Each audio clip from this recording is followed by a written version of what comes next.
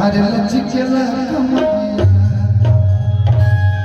उदारी के पछड़िया हिलेला गोरी अब किया नहीं बलिया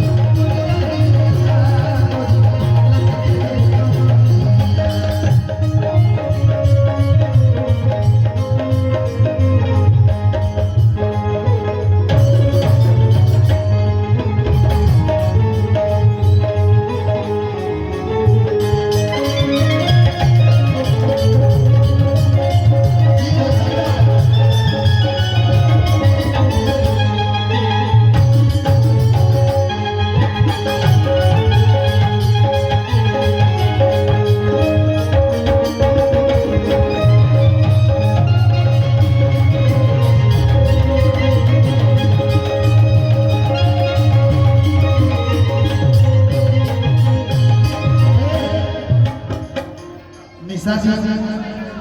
88 मंच का जी का है कार्यक्रम ज्यादा देर तक ना चले लेकिन एंजॉय कर रहे हैं ना क्या कर रहे बुला रहे आ रहे हैं भैया भैया भैया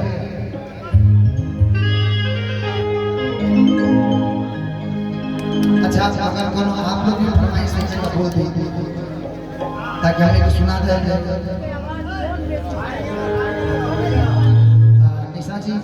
से मैं निवेदन कर रहा हूँ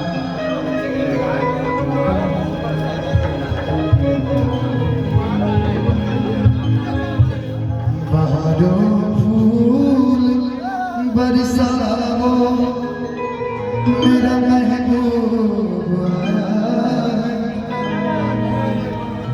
मेरा महबूब आया आ जाइए दो तीन गाना उसके बाद हम लोग निकलेंगे। अच्छा एक और चीज भी निशा जी का आज 8 बजे कोर्ट में भी काम है कोर्ट में वैसे आपसे बताई गई तो मैं चाहता हूँ कि हम लोग को आधा घंटा के बाद आप लोग छोड़ आधा घंटा या 20 मिनट में छोड़ तो